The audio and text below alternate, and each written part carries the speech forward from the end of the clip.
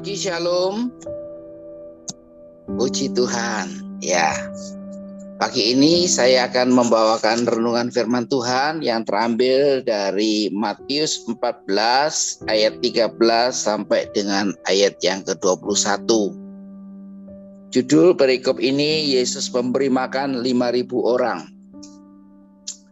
Setelah Yesus mendengar berita itu, menyingkirlah ia dari situ dan hendak mengasingkan diri dengan perahu ke tempat yang sunyi.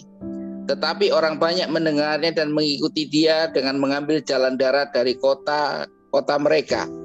Ketika Yesus mendarat, ia melihat banyak orang yang besar jumlahnya, maka tergeraklah hatinya oleh belas kasihan kepada mereka, dan ia menyembuhkan mereka yang sakit.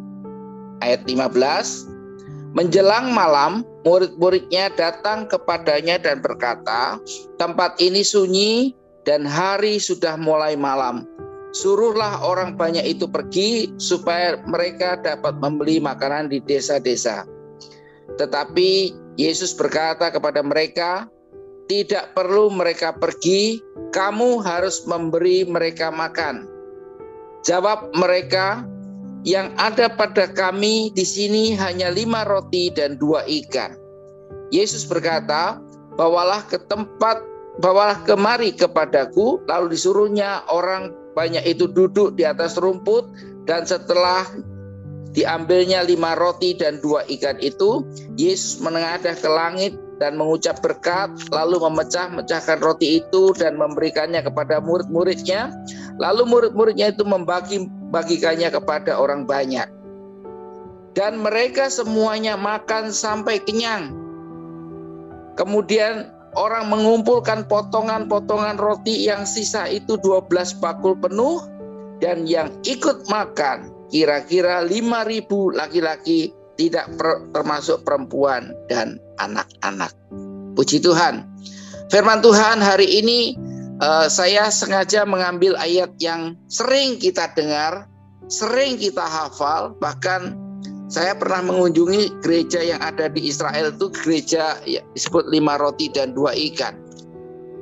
Apa yang kita tarik hari-hari ini adalah pelajaran bahwa fokus hidup kita yang pertama sesuai dengan arahan dari Pak Gembala adalah berfokus kepada Kristus. Berfokus kepada Kristus. Artinya mujizat dan pelipat gandaan itu masih ada sampai hari ini. Banyak kita bersaksi, berbicara, bahkan kesaksian kita pun sudah lupa. Hari-hari ini kita menganggap, itu kan kadang-kadang itu hanya lip service. Mujizat itu yang terjadi 2000 tahun yang lalu. Tetapi yang aku alami hari ini adalah seperti ini. Sakitku belum sembuh, ekonomiku belum ditolong. Kita mengatakan Jehovah Jireh, betul. Tetapi itu tidak terjadi di awal, di tengah. Bahkan yang terjadi Jehovah Jireh adalah di akhir. Perjalanan Abraham dengan anaknya waktu mempersembahkan, yang dikatakan Jehovah Jireh itu bukan di tengah, bukan di awal, tapi di akhir. Jadi yang saya mau katakan pagi ini adalah hari-hari ini kita sudah mulai akrab dengan media sosial. Kalau kita membuka media sosial pasti ketemu dengan orang namanya John LBF. Itu sangat menginspirasi anak-anak muda, sangat memberikan suatu entah dia flexing, entah dia endorse, kita nggak ngerti. Yang saya tahu adalah dalam 6 tahun dia bisa memimpin 6 perusahaan, bahkan omsetnya ratusan juta, bahkan triliun. Nah, saya tidak membahas orang ini, tetapi saya mau katakan bahwa bagi Tuhan tidak ada yang mustahil. Seperti yang di ayat 15 dikatakan, menjelang malam murid-muridnya datang kepada Yesus. Tentunya ketika datang kepada Yesus ada masalah. Ketika datang kepada Yesus ada persoalan. Hari-hari ini juga saya mau katakan, kalau kita ada masalah, ada pergumulan, ada doa, kita datang kepada Yesus, jangan kepada yang lain. Karena apa? Yeremia 17 ayat 7 mengatakan kalau kita mengandalkan Tuhan diberkati, kita mengandalkan manusia, kita akan kecewa. Bahkan dikatakan bahwa Tuhan sampai hari ini sanggup mengadakan percepatan, pelipat gandaan, mujizat yang kita rindukan hari-hari ini. Saya mau katakan bahwa masih ada mujizat. Karena kita punya Tuhan yang besar. Kita punya Tuhan yang dahsyat. Jadi omongan ini harus masuk ke dalam hati kita, menjadi rema buat hidup kita. Ketika melangkah kita hari sesudah jam doa ini, kita melangkah dalam hari ini, katakan, Tuhan masih ada mujizat buat saya. Tuhan masih ada pelipat gandaan yang terjadi. Asal kunci yang pertama adalah kita bawa persoalan itu kepada Tuhan. Murid-murid waktu malam ini mengalami, dia sudah yakin, waduh, ini orang-orang mau kasih makan dari mana? Suruh pulang, suruh cari makan di kampung-kampung, nggak mungkin. Tapi Tuhan ngomong, jangan disuruh mereka pulang, tapi kamu kasih makan. Kamu kasih makannya gimana? Cuma ada 5 roti dan 2 ikan. Tuhan nggak flexing, tapi Tuhan lakukan mujizat nyata. 40 tahun bangsa Israel dipelihara di padang gurun dengan mana, dengan tiang awan dan tiang api menuntun pada waktu malam. Masa kita masih nggak percaya? Hati-hati kita sebagai orang Kristen, apalagi kita yang sudah melayani Tuhan, apalagi yang kita sudah berbicara di mimbar. Jangan menganggap mujizat ini sebagai pepesan kosong atau lip service, tidak. Tapi kita alami. Ayub mengatakan, bukan kata orang aku melihat pertolongan Tuhan, tapi dengan mata kepalaku aku melihat bagaimana Tuhan menolong hidupku. Ini yang mesti kita ucapkan hari-hari ini. Kita ucapkan hari-hari ini. Dunia mengatakan, oh ini resesi, oh ini gelap, oh ini betul. Kita tidak menyangkal dan kita mengalami hari-hari ini. Masuk hari yang ke-8 di bulan Februari, rasanya berat. Tetapi katakan, bersama Yesus aku sanggup. Bersama Yesus aku sanggup. Hari-hari ini banyak. Saya tadi pagi sebelum doa, ada teman yang mengatakan, aduh pagi-pagi saya tahu-tahu di oksigen. Loh kenapa? Saya tahu problem kemarin, tuh tahu. Karena ketika kemarin mereka mengalami depresi punggungnya sakit. Pagi ini napasnya sesek, dikasih oksigen. Saya bilang hanya satu, doa, lari kepada Tuhan. Kenapa? Biasa. Kalau buka toko, omsetnya menurun, kosnya jalan terus, bayar sewa, bayar karyawan, bayar mereka ini stres, depresi. Bawa saja sukacita, bawa saja kepada Yesus. Saya katakan, bawa kepada Yesus. Nah, terus gimana solusinya? Ya doa, ya berdoa. Tidak ada jalan lain. Karena apa? Kalau Tuhan, pengalaman orang-orang yang bersaksi, Tuhan pasti tolong tepat pada waktunya. Kairos kita bukan kairosnya Tuhan. Waktunya Tuhan bukan waktunya kita.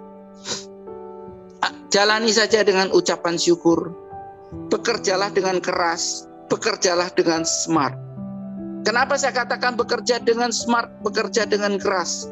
Ketenangan pikiran membuka berkat daripada Tuhan. Saya mau berikan sedikit kesaksian. Waktu kemarin saya punya teman ada buka toko di pusat kota di daerah Glodok. Mereka bilang ngeluhnya sepi. Ketika pandemi ini tokonya malah buka cabang, malah buka gudang lagi di daerah Jababeka dan Cikarang, buka lagi di daerah Tangerang. Saya tanya, apakah masa pandemi ini kamu turun? Oh naik Pak Tim. Nah, terus gimana solusimu ketika kamu menghadapi sepi? Ya ketika saya berdoa, saya terinspirasi oleh kiriman paket. Kiriman paket itu kok cepet ya, dari sini ke sini. Orang kalau dulu orang mau butuh barang teknik pergi ke Glodok belanja, milih baru bayar. Sekarang enggak. Dengan gimana?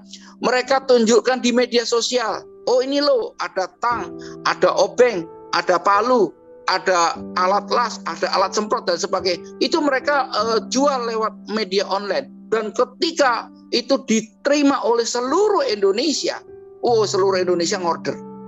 Akibatnya sekarang gudang-gudangnya depan tokonya udah penuh barang tumpukan-tumpukan. Tanya, mau kemana ini? Wah mau ke Jayapura. Wah mau kemana? Mau ke Samarinda. Padahal dulu tidak pernah terpikir oleh kiriman ke luar pulau. Tapi sekarang terjadi. Saya katakan mujizat itu masih ada. Pelipat gandaan itu masih ada. Tetapi bukannya kita tidur terus diberkati Tuhan. Bukan. Kita berusaha keras, berusaha smart. Ikuti pola pikir yang ada sekarang. Masyarakat ini sudah dengan metode online dan sebagainya akan semakin maju. Sehingga kita percaya kalau kita bawa seluruhnya, jangan separuh, jangan sepertiga, tapi seluruhnya problem ini kita taruh, kita bawa ke Tuhan. Tuhan, saya punya problem ini. Tuhan, saya punya problem sakit penyakit. Itu sebabnya Bapak Ibu Saudara, jangan kita ini hanya berdiam diri, tapi dituntut kerja keras, dituntut kerja smart. Sehingga problem itu datang kepada kita. Dan kita bisa melihat, Tuhanku dahsyat, Tuhanku luar biasa. 5 roti dan 2 ikan mengajar kita. Ada contoh lain dalam Alkitab, seperti janda di Sarfat. Itu juga mengalami mujizat. Tidak habis-habisnya dibagikan kepada kita semua. Pagi ini Bapak Ibu Saudara, saya tidak mengkhotbahi Bapak Ibu, tapi saya mengingatkan kembali ayat ini.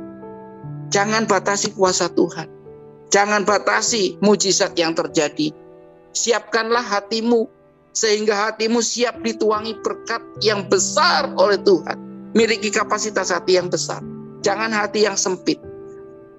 Banyaklah bergaul dengan orang-orang yang mempunyai visi jauh ke depan, sehingga kita dibukakan mata rohani kita. Ada pepatah mengatakan jangan seperti katak dalam tempurung. Kalau katak dalam tempurung setinggi apapun dia meloncat, dia tidak akan pernah keluar dari tempurung. Tapi loncatlah keluar dari tempurung, maka Anda akan melihat dunia yang sesungguhnya. Beberapa waktu saya pernah memposting sesuatu, bahwa dunia ini adalah lebar dan luas, tidak terbatas hanya pada zoom handphone atau kamera yang kecil. Tetapi dunia ini luas, ucapkanlah syukur atas berkat Tuhan. Sehingga kita melihat bahwa mujizat itu masih ada hari-hari ini. Adakah engkau perlu ditolong Tuhan secara dahsyat dan luar biasa hari ini? Katakan pada mulai sesudah jam doa ini, katakan, aku masih punya Tuhan. Aku masih punya mujizat daripada Tuhan. Karena saya percaya pemeliharaan Tuhan, pelipat gandaan mujizat itu tidak terbatas dengan pikiran kita. Tuhan siapkan kita hal-hal yang lebih besar. Tidak ada rancangan kecelakaan, tidak ada rancangan yang jelek daripada Tuhan kepada kita.